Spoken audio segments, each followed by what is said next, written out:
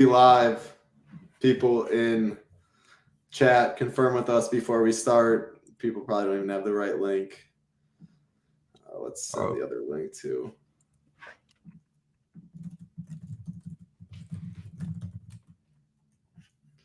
Are people trickling in? Still 0 watching. 1 watching. Okay, we got 1. We got 1. Here, let me drop the other link in. And there's no promises that it's even going to work because we still have no clue what the problem is. But we got 2 games left. We'll wait for some more people to trickle in. Let me drop this link in the other one. Okay. Confirm we're back. We're good. We're good. We're good. Okay, we're good. So people can come back and watch us on Rewind for the last 2 games. We talked about Jokic in that news again. Hopefully this is good. I have no clue what the problem is. We'll look into it. Internet is right on my end, though. I can promise all y'all out there, the internet is good over here. Let's keep it rolling. All right. Yeah. 2 games left. Next game on the slate. And again, these last 3 games that we're talking about, ownership, there isn't going to be too much on them. Of course, if we get LeBron news, the last game of the slate pretty soon here and he was ruled out, that would change. But we're not expecting much ownership in these last 3 games. I do not think backloading for these last games or LeBron news is the right way to go. But Minnesota Timberwolves, Golden State Warriors, 216 total. Minnesota is favored by 3. Nothing on the Minnesota side when it comes to injuries. And on the Golden State side, Steph is out. So you maybe expect the Golden State side to be very popular, but they're still healthy outside of Steph. CP3 by far gets the biggest bump in the starting lineup. 6.1K will be pretty popular on this slate. Outside of him, though, don't think ownership on either side, on anyone really, is out of control or pretty much all under 10%, I think. Maybe Mike Conley gets a little bit. Really just CP3 or nothing in terms of ownership. Can he make a case for a Cat, Rudy Gobert, Wiggins, something like that as a contrarian play in this game? Yeah, I think Cat would probably be the one I'm most interested in. He's just got, pretty high scoring upside, double upside. I don't really love this game from either team really much. I mean, the Timberwolves are the best defensive team in the league right now, which is really not that surprising when you consider their roster with Rudy Gobert and McDaniels. I mean, Cat's a pretty solid defender too.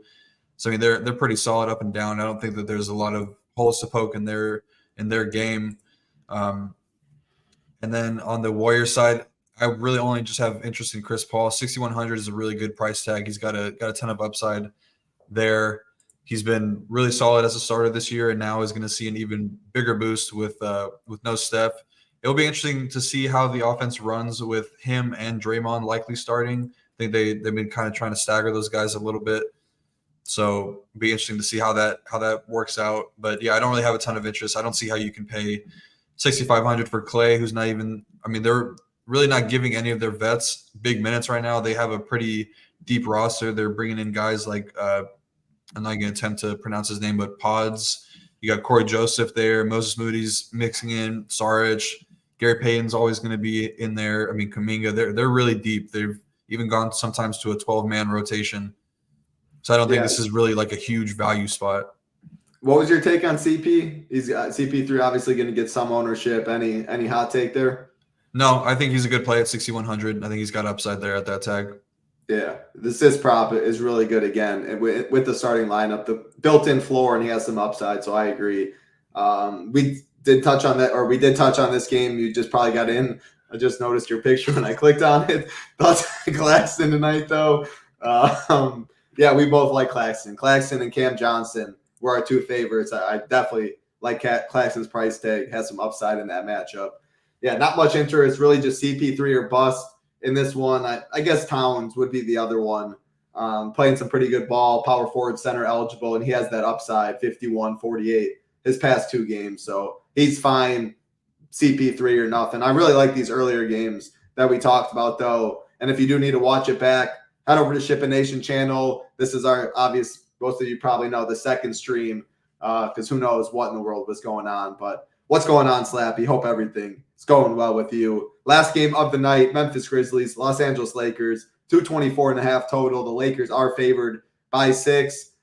Vanderbilt out. People were saying do we know for sure about LeBron? Because I've seen multiple people saying he's in. Fantasy Lab says he's in. I know he was present at shoot around. I'm expecting him to be in. If you can tell me for sure if it's confirmed or not, though, or if he is still questionable officially. But I'm expecting LeBron to play. If he gets ruled out, I mean, most of my lineups would even have time to adjust because I like these earlier games way more. If he's out, though, and we get the news, you can obviously bump the ADs. Everyone else gets a big bump. Otherwise, Jared Vanderbilt out. Nothing else on the injury news for the Lakers side. Memphis, Xavier Tillman is questionable. So Biyombo gets a bump, but the price tag is up there. Again, I talked about these last 3 games. I really don't like them much. Give me all the injury news, the shorthanded teams early. That's where I'll be attacking. That's how I really play NBA DFS. I can't really make a case. Desmond Bane, if I had to pick anyone in this game, that's just give me a contrarian spend that has that type of upside, but nothing for me really. Cool. Yeah, and I'm still seeing this. Are you still seeing that? He went through shoot around, but that he was present, but that's the last word you've seen too. I mean, if Underdog hasn't posted anything about it, then I likely haven't seen it. I mean, they're my main news source and the most reliable, so I haven't seen anything about him. Assume he's in, but if he's out, you're not going to backload, are you? I guess that's the main question. No, I mean, you would get really low ownership on a guy like Anthony Davis. I mean, Cam Reddish or Rui, but I think Rui might have a little bit of upside, but I don't think that the risk is really worth the reward backloading, and then you're kind of stuck into playing a player like Cam Reddish, who's not going to have that big of a role with LeBron in there. So I just don't. I could see this game being a pretty big fade. I mean, even Anthony Davis at 10-1. The Grizzlies have really struggled this year at defending the 3-point line, but one thing they've been really good at is interior defense, and they're pretty well equipped to defend a guy like Anthony Davis with Bismack, with Jaren Jackson, with Tillman if he's in there. I mean, they have enough bodies to throw at Anthony Davis to kind of make it a little bit harder on him to hit that upside. So I don't really have a ton of interest on the Lakers side. And then, yeah, you already said Desmond Bane. 9K is pretty crazy for a guy like him, but I mean, he's shown the upside sometimes. I would rather spend down for a guy like Murray, or try to find more money and get up to somebody in the 10K range, or even like Bam Adebayo. The same price tag is better. Tyrese Maxey's better at that same price tag. So yeah, this game is a kind of a cross off for me. Everybody's pretty priced up. Yeah, I mean, if we're can you play Bogdanovich and Hunter in the same lineup? Yeah, you most definitely can. The Hawks side. So pretty much I'll go slate overview for myself, and then I'll go to you before we get on out of here. But feels like an eternity ago maybe that for some games we really, really liked. And that's these 7 p.m. games and 7:30 p.m. games are where I have the most interest. The main piece of news we're waiting on is Embiid. It's the first game of the slate, so we will get the news. We'll be in Discord as always. All of our content will be updated. Projections are updated. Always check that. Ownership, we make updates in yellow. But if he's out, Sixers would be the chalk of the slate. If he's in, I still think the Hawks will be the highest owned team. You still get Covington value right there. You can get different with your spend up. You can go the balance build. There's Jokic and Embiid to spend for, Luka to spend for. Pretty good 10-game slate, but it's not one if you watch us over or you were taking notes. I think there's a lot of easy cross-off teams / games to make it an easier slate on yourself. That's how I'm approaching it. Just give me the teams that are shorthanded with injury news. Give me the other guys that have a solid role for a solid price tag that'll get minutes. Minutes are king in NBA. Can't do anything if you're not on the court. So that's how I'm seeing this slate. What's your final thoughts on it before we get on out of here? And yes, Covington, even if Embiid is in with Kelly O already out, he'll be starting at the 4 very cheap. Yeah, definitely a ton of interest in these first 2, maybe 3 games. If you want to throw in Miami and Charlotte in there. Yeah, obviously we'll get the Embiid news. Hopefully, with enough time to spare, we can adjust our lineups. But yeah, you're gonna want some value pieces in these first 2 games for sure, and then maybe wait for one of your spend ups in the Dallas Pelicans game, or have a couple guys in Portland, Utah, or spend up for Jokic, something like that. But I think the late night games are a little bit less interesting for me from a game environment standpoint. Much prefer the early ones, and then some of the 5 and 6 p.m. games. So I definitely will have a ton of pieces in these first 2 games, and then try to figure out where I'm going to spend up, if that's going to be Luka or Jokic. Yeah, and there's Victor, there's SGA, there's a multiple spots. That's what I like. I like the Bogdanovich chalk. If stuff doesn't open up, like Covington, the chalk, the cheap guys, I'm more interested in eating, and I can get different with the spends up top. Last thing before we get out of here, Claxton or Cam, which did you like more? I thought it was really close. Prefer Cam Johnson, but very close there.